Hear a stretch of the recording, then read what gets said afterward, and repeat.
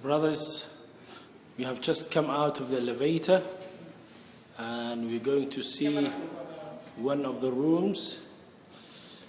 This is room 309 and this is Riyaadh al Muhaajiroon. And as we come to the room, there you see it uses the card system, and also at the door, and this they say is more secure.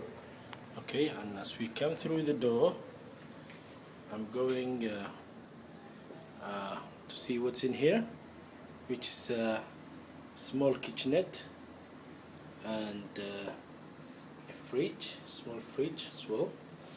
And also this is the door for the bathroom, and I'm going through here. You can see the bathroom there. You can see the,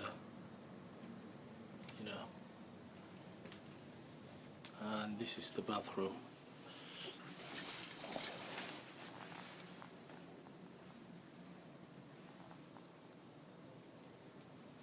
So mashallah, very nice hotel, very close to Haram, and there is the carpet, which looks very nice, and a door. This room takes 5 people. There is, you can see everything that is in this room. There's a small cupboard there. There is a small table. That's the curtain. Those are the beds. So really well done, and a very big room.